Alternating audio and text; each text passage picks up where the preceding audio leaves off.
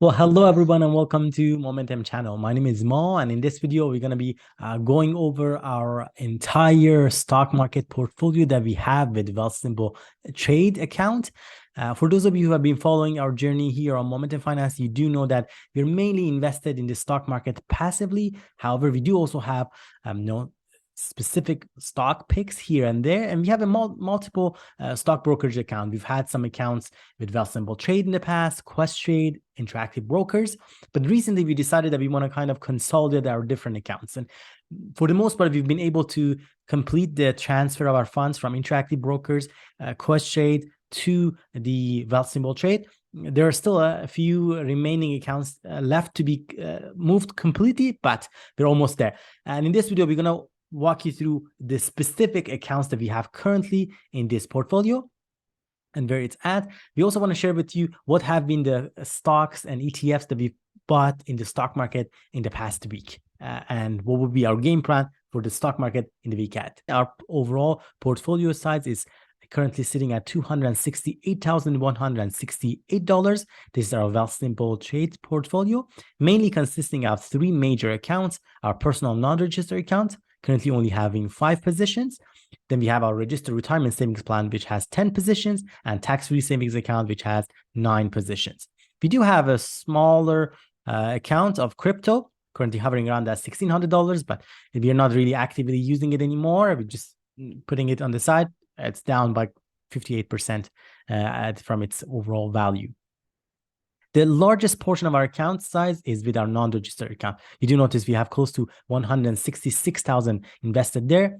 Then we have TFSA account, which has close to 49,000 invested. And lastly, our registered retirement savings plan currently has around $18,500.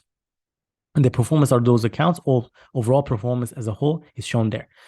Before I dive into the specific holdings, I want to share with you what have been some of the stocks that I bought in the stock market last week. So I'm going to hover over the activity portion of this account, and then I'm going to specifically select the buys and walk you through what have been those buys and sells perhaps in the stock market last week. Mainly, we did manage to buy one share of ICLN. We're trying to use and take advantage of dollar cost averaging. We did have some shares of ICLN that were moved over from Trade, and as we are moving here, we were trying to buy some shares to bring our cost average down. We bought one share at the price of $18.56. We did also use the same approach. We bought one share of UDOW, which is the leverage accounts for investing in Dow Jones. We bought one share at the price of $49.90. This is in US dollars. We also bought one share at the market buy, which was fulfilled at the price of $50.29. For Tesla, we did buy some shares last week. We didn't have previously a lot of shares of Tesla in our Wealthsimple account, but we did have some in the Trade. So as those funds were moved here, we decided to now take advantage of the commission-free platform that Wealthsimple offers and really buy more shares of Tesla. And that's what we've done. So you do notice we did buy one share at the price of $184 USD. We bought as well 3 shares at the price of $180.60.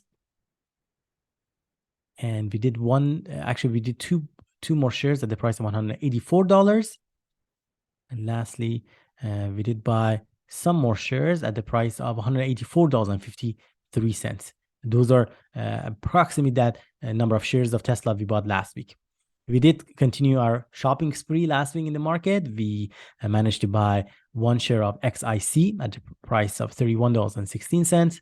That's the BlackRock ETF that gives us exposure to the entire stock market in Canada, pretty much. VDY is one of our favorite ETFs. It gives us exposure to about 50 high dividend paying, high quality Canadian stocks. The VDY has been down quite extensively over the past week. So we try to take advantage of that and buying more shares at lower prices to bring our cost average down. VDY is in fact our largest holding currently that we have in the Wealthsimple portfolio. We bought one share at the price of $40.61. We also bought a few more shares, 10 shares, in fact, at the price of $40.58. As you don't notice that, we bought again 2 more shares here at the price of $40.20 $0.05. And some more buyings. If I hover down, you do see we bought actually quite a few more, 23 shares at the price of $40.22. We also bought a few more here, totaling $121.08, which was bought as a result of 3 shares of $40.08. We did buy a few other shares, such as VFE, which is another favorite of us here on this channel. VFE gives us exposure in Canadian dollars, but to the 500 largest US companies that are in Standard & Poor's. A great way for us to get exposure to the US stocks. We've been definitely buying a lot more shares of VFE. In fact, VFE is our second largest position and that we have here. And I'm going to walk you through those positions momentarily as well. We did also pick up some more shares of V, 10 shares to really take advantage of the lower prices of V. And for V, gives us actually exposure to the international markets. And that's why we are picking more shares of those. This was a busy week for us in terms of buys. You did notice we did add more funds to our registered retirement savings plan and really took advantage of that. We managed to have additional funds to buy some shares in TFSA, and those were mainly through selling some of the lower performing funds that were transferred over from Questrade to Wealthsimple, getting rid of them, cashing them out, and using those funds to buy these shares that I'm sharing with you. Now, with that, I think we want to take a quick look at our entire holdings, what we currently have. Let's start with our personal account. For those of you who have followed our journey, you might recall that we did have shares of Real Matters, which were down heavily. So this past week, we got rid of them. We sold them at a loss and realized their loss and used the funds instead to buy more shares of VDY, VFE, and V at lower prices. Those are the ones that we want to kind of continue to have in our portfolio for long term. Those are really the long-term game plans for us. We did also have a few shares of Verizon. So even though it was actually giving us a nice dividend, we managed to still sell it and convert the funds mainly from USD to Canadian dollars and then use those funds to buy more shares that you see here. Mainly in our non-registered accounts, we have currently 5 positions. The largest one of them is VDY, Vanguard FTSE Canadian High Dividend Yield Index ETF.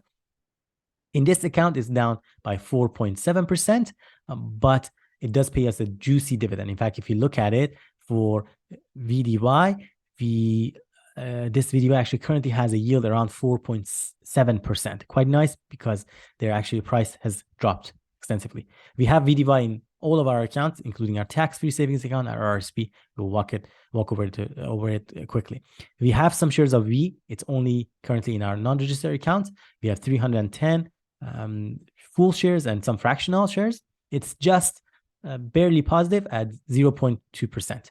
VFE is our next big holding. We have around 578 shares here, and it's up by close to 3.7%. XEF is our BlackRock Canada iShares Core MSCI East and Far East index ETF. It does pay dividend, but it does pay its dividend on a biannual basis with a dividend yield of close to 2.8%.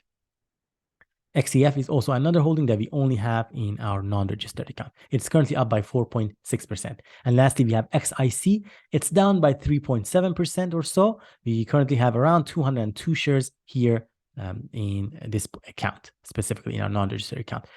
As I pointed out, XIC does give us exposure to the entire Canadian stock market for the most part. It does have a dividend yield of 3%, and it does pay these yields overall on a quarterly basis. The only account here on this portfolio and the entire holdings that actually pays us dividend more frequently is VDY, and that's one of the reasons we love it. It does pay its dividend on a monthly basis. I believe the next time that they will be paying, it will be around the 8th of the next month. So we're looking forward to that, and that currently does pay that juicy dividend.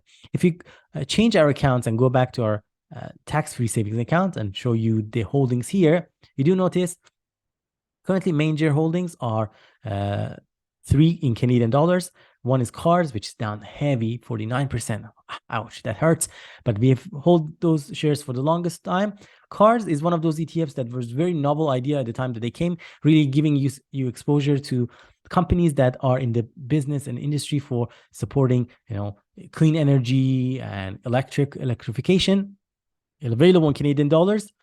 The idea was amazing, but in reality, it has not really performed so mainly because a lot of the underlying companies that this fund ETF is actually consist of are not performing as well. It does pay a very low yield, so at least we are getting something while we are patiently holding on to it, hopefully for the day that it kind of recovers back. Currently, it's hovering very much close to its 52-week low price. And our average price, as you're noticing here, is quite higher. In fact, at $51.50, way even higher than what the 52-week high price has been for cars. So you could possibly tell that cars has been quite a bit of a disaster for our portfolio. All right. Now, enough of the gloomy story. The better turnaround story here has been actually VFV, which is up by 3%. VDY, even though it's down by 5%, we're not worried about that. We're actually in here for the long term, and we're actually continuing to buy more shares of VDY. We absolutely love it. And the fact that we are holding VDY in a tax-free savings account, all those dividends that we are collecting are actually tax-free. So perfect opportunity to build a longer, wealth generating machine for our retirement years. The USD portion of this TFSA account consists of multiple stocks, including Beyond Meat, which has been there and it's doing horribly. We only have 3 shares at this time. Google, these are the shares that were transferred over from Trade. We currently have 45 shares of Google. It's up by 2.8%.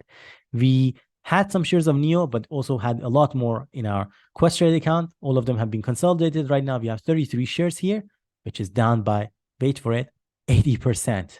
Oh my God. We are sticking to these shares for the time being. No immediate plan to sell. We'll see how that plans out over the longer period of time. Plug Power is another big loser in our account. We have 18 shares and it's down over 70%. TQQQ is one of those leverage accounts that gives us triple the exposure of the NASDAQ. As the NASDAQ goes up, this account goes up triple that amount. And as it goes down by triple that amount. We have quite a bit of shares. We have 159 shares of them. Currently, it's down by 4%. The plan is to stay put, hold on to them for quite some time, and perhaps at a longer period of time, we would be able to sell that. With TFSA accounts, probably they're not the most ideal type of accounts when it comes to US funds, but this is one of our older holdings, and that's why we are maintaining it for the time being. And we do have 1 share of Tesla in our TFSA, currently up by 26%. Nice. Let's move on to our last and final account, which is our registered retirement savings plan, RRSP. Here on the Canadian portion, we only have 3 ETFs. We kept it simple: VDY, VFE, XIC. And I bet you remember where you saw them before. Yes, pretty much in all of our accounts, mainly in our non-registered accounts. XIC is the one that we don't have in our TFSA currently, but we might add it at one point. The VDY here is down by 4%, but VFE is up by 3%. And lastly, our XIC account is down by 3.2%. On the USD portion of this account, we have some more shares.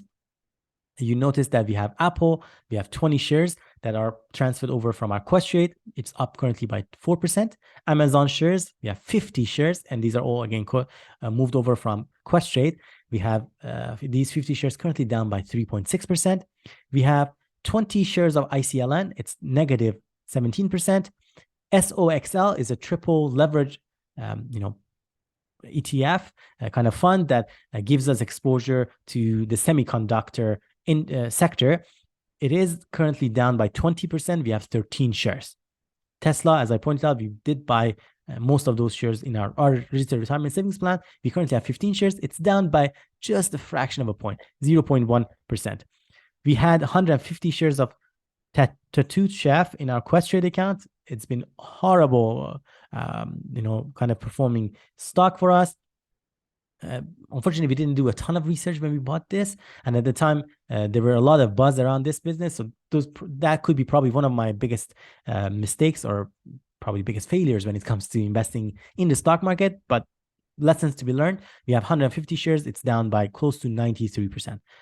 You could argue that it's pretty much lost the entire value at this point. And lastly, 23 shares of the Dow Jones Ultra Pro and the leverage accounts, and it's down by close to 19%. One thing I want to bring to your attention is the fact that you do notice most of our accounts, pretty much all of them, have both Canadian and US dollar portion to it. The truth of the matter is that that's because mainly we have our Wealthsimple Plus account. The reason we got that is not because we added a subscription, although you could pay a fee. I believe it's around $10 per month to get this kind of type of account, which comes with some perks such as, having the separate accounts for Canadian dollars and US dollars.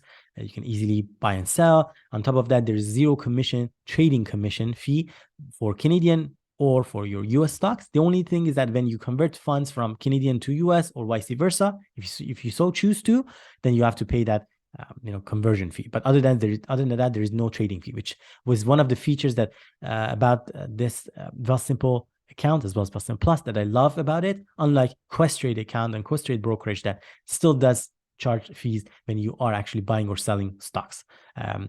The key advantage here, we got this Plus account because we have a large sum of funds in our accounts. So we are not paying for it because our portfolio size is large enough.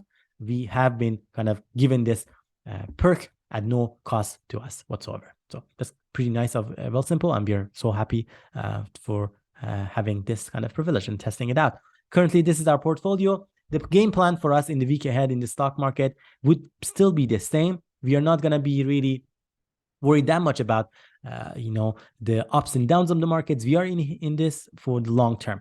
So we are continuing to buy more shares of high quality ETFs, mainly VDY, VFV, XIC, V, and XEF. Those are the ones that we are mainly interested in this portfolio. In the meantime, I'm also trying to take advantage of dollar cost averaging. So I don't mind buying some shares of some high quality businesses like Amazon, Google, or even Apple or Tesla. Those are some of the funds that we are really interested in. For some of the ETFs that we had, like ICLN, or let's say UDA or TQQQ, we are really sitting on the sideline. Really, the game plan, those are, I do see them more of a shorter term game plan and not really something that I'm going to hold on to them forever. So that's why you do see how we are trying to approach them when it comes to buying or selling those funds. I'll definitely be sure to provide an update when it comes to the dividend income that we've earned in the months towards the end of the months. We are currently expecting more or less around that 800 to 900 dividend income between my wife and I among our portfolios. My wife definitely has a lot of similar type of funds, names of VDY, VFV, and you name it. I hope you enjoyed this video and gained something of value from it. If you did, don't forget to leave us a comment down below and let me know what you thought of this video. Do you have any of these funds in your own portfolio? Any similar ones or any ones that I don't have and you think that maybe I need to consider adding to my portfolio? I would love to hear from you. Also, smash that like button and perhaps share this video with someone else who might benefit from it. Here on Momentum Finance, we post every week videos about investing, including investing in dividend stocks, growth stocks, crypto. We also talk about investing in real estate as well as ways to reach financial freedom. Once again, I hope you enjoyed this video. My name is Mo here on Momentum Finance, and I hope to see you all next time on another video here on Momentum Finance.